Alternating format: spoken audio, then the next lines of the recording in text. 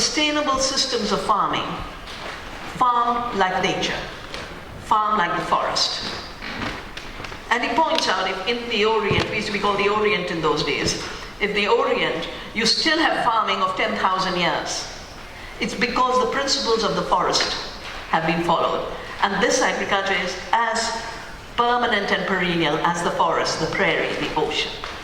And what were the two principles he identified? Diversity as a principle, and the fact that we have so many cultures in the world is because when we work with nature, climates are different, the biodiversity is different, the farming must be different, and out of that comes all the cultural diversity, but unified at a global level on different ways of seeing the earth as living.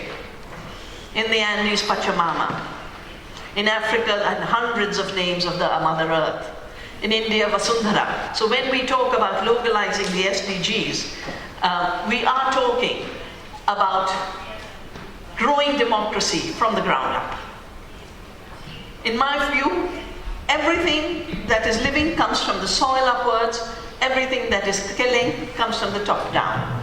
It could be bombs, it could be glyphosate spraying, it could be any instrument of destruction, but life grows from the small, from the soil.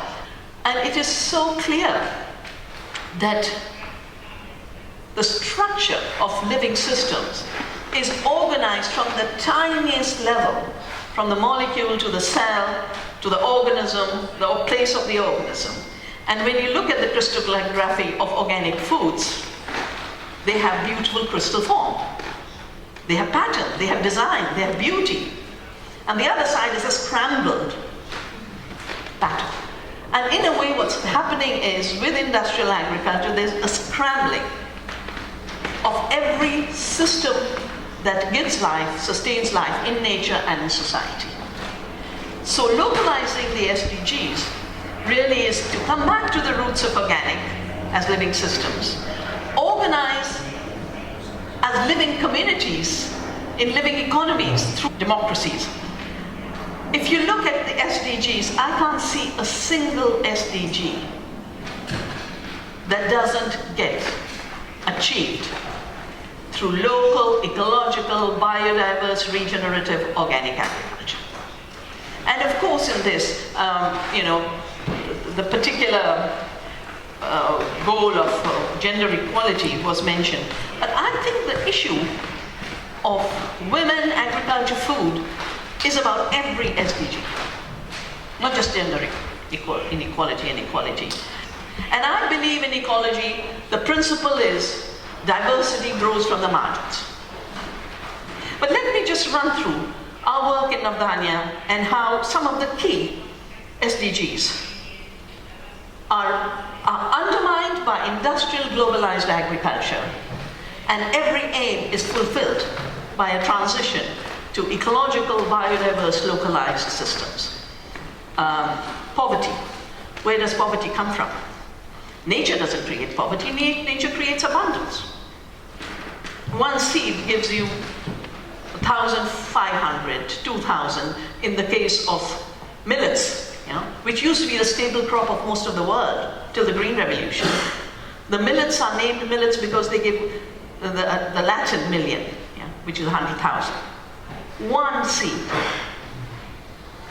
gives you hundreds of thousands of seeds.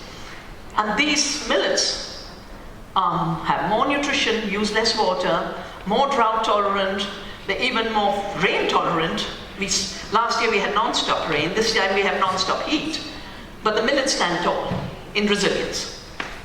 What were they called? They were called primitive grains that must be made to disappear. And we said we will not let these forgotten foods be forgotten. We will make these forgotten foods the future foods. And I personally feel very happy that eating millets has become popular again. And next year is the year of millets. The United Nations Year of Millets. Poverty began with colonialism taking our lands. Story of Africa, story of Latin America, story of India, Lord Cornwallis, one stroke of a pen, all the land of India belongs to the British. And therefore the original peasants who didn't own the land as private property, but as a commons with usufructory rights, they were suddenly dispossessed and had to pay a rent to that island. So England became rich, $45 trillion transferred, and the Indian peasants became poor because they were paying the rent. 40 to 60 million Indian peasants died of famine. So hunger, too, doesn't come from the earth. It is constructed. Poverty is constructed. What we have is really a system of extraction. And this system of extraction is unfortunately being called the economy when it's not. Economy means the art of living. Oikos, art of living in our common home, taking care of our common home. At no point in economy did the word money come. It was about life. Colonialism turned it into extraction of money. And before you know it, something very different from the art of living became the basis of economy, the art of money making. Aristotle had a very different word. Oikonomia, art of living, chromatistics, the art of money making.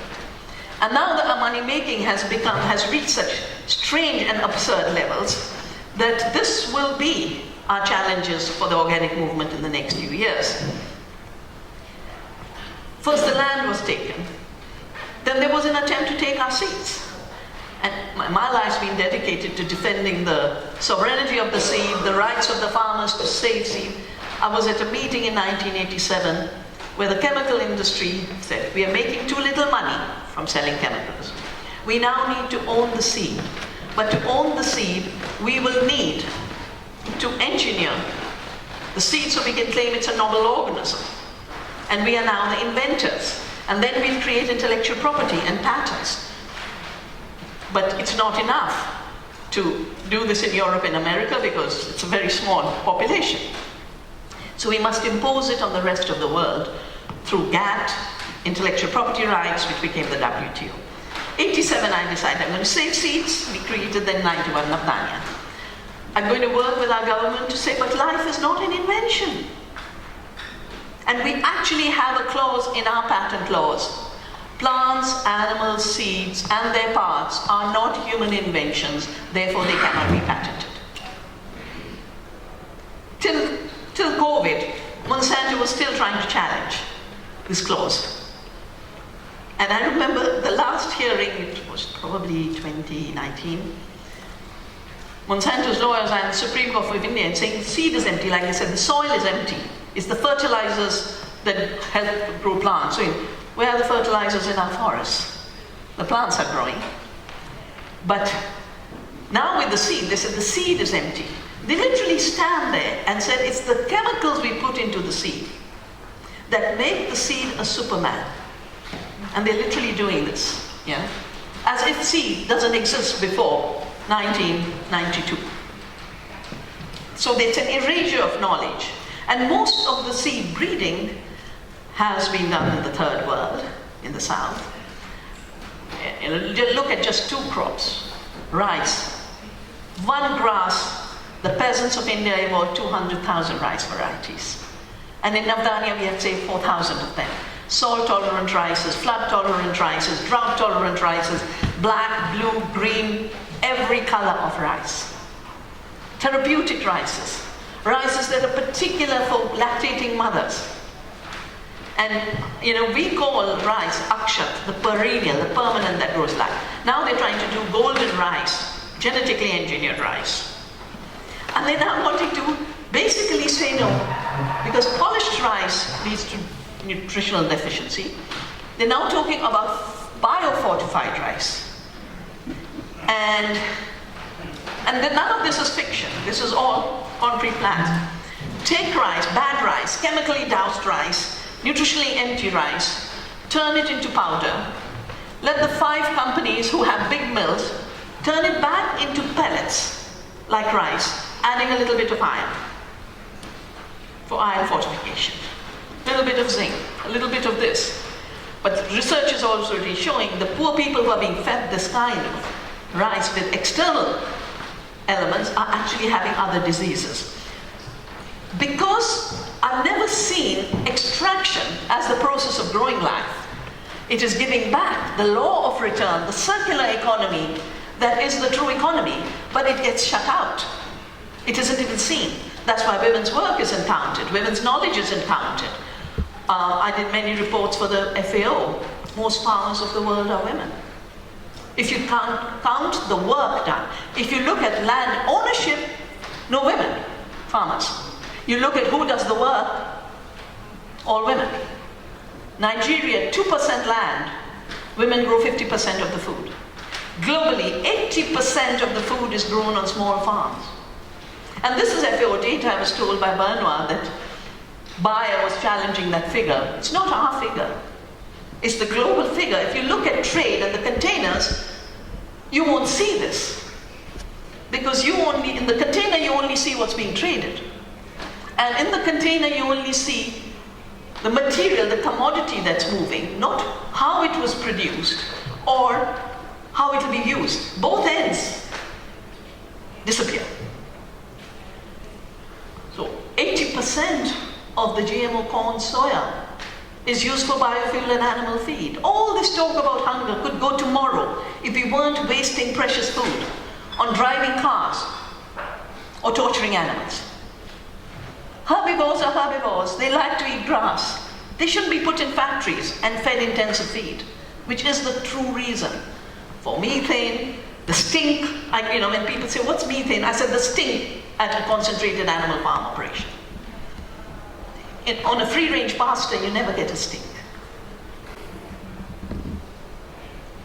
And part of the reason these issues become so important is because a very false calculus is being used.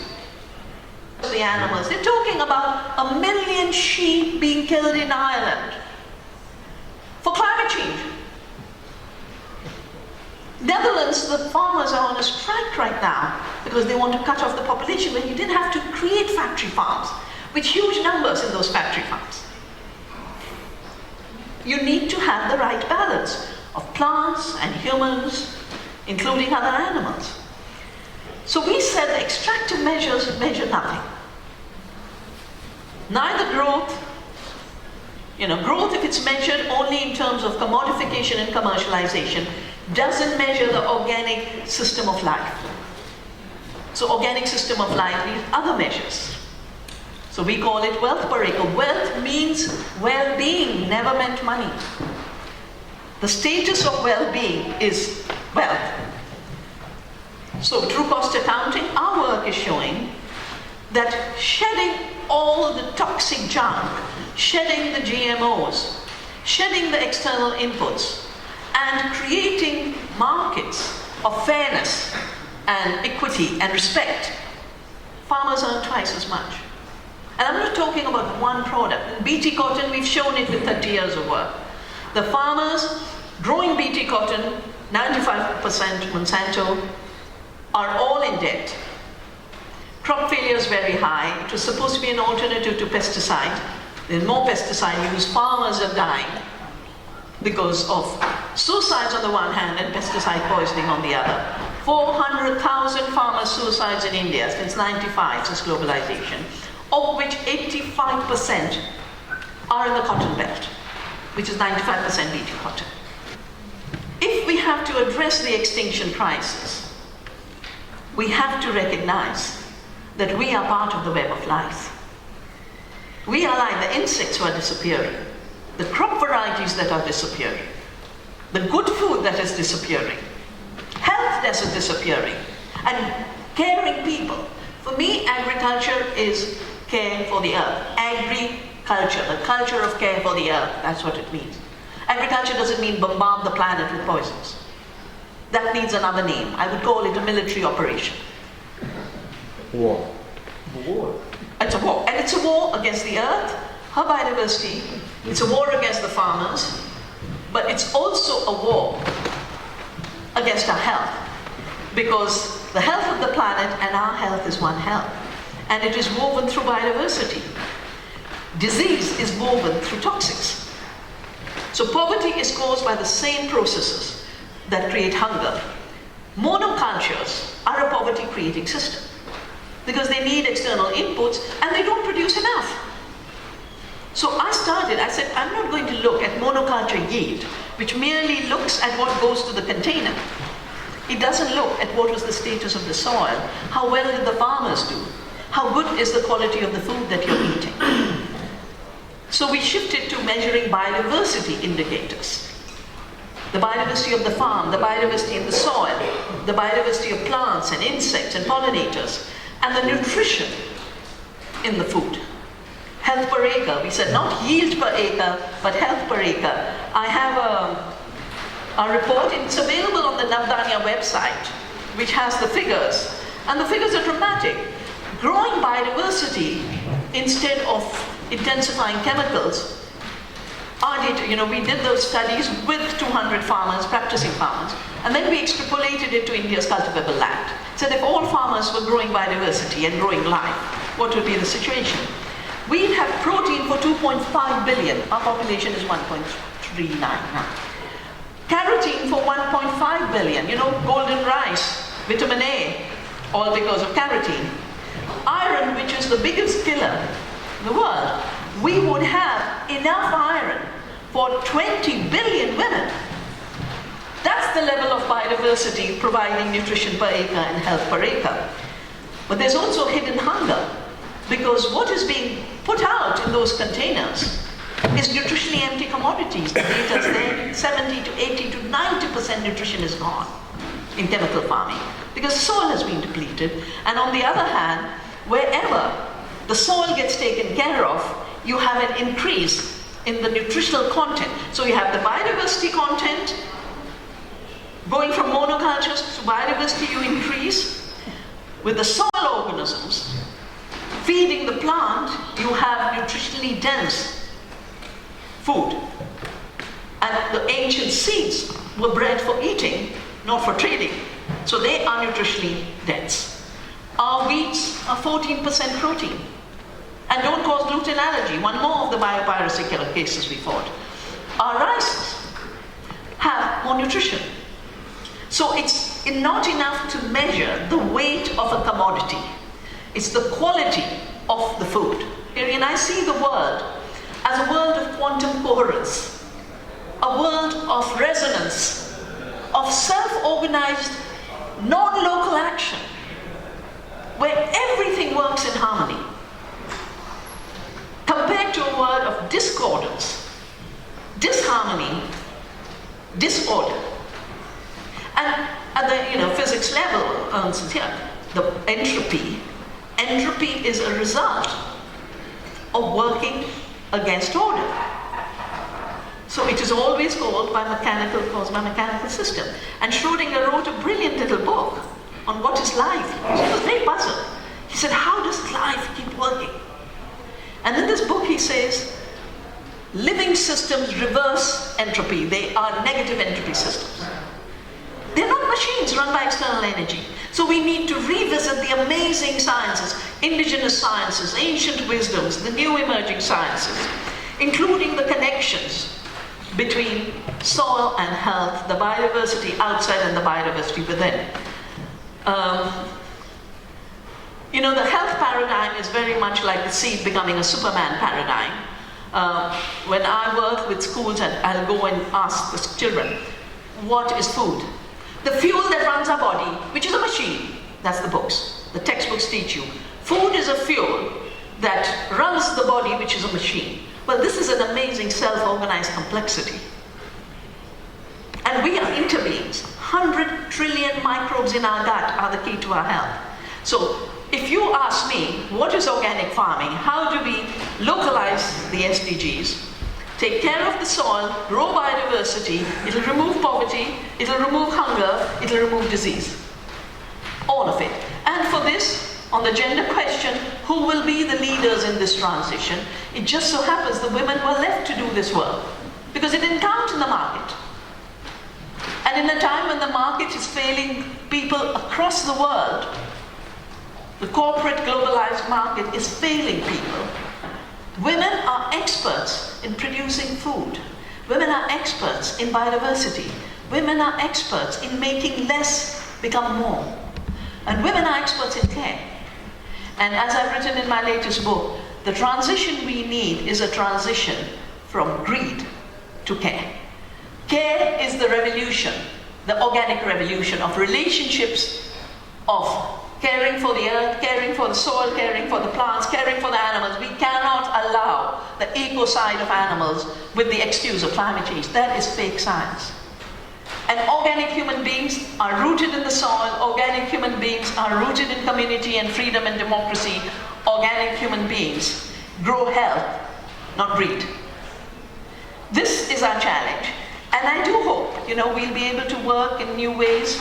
The academy here with the Earth University that has grown on our farm, a biodiversity farm in India, and celebrate. Celebration is the key to the art of living, which has to be the joy of living. Thank you.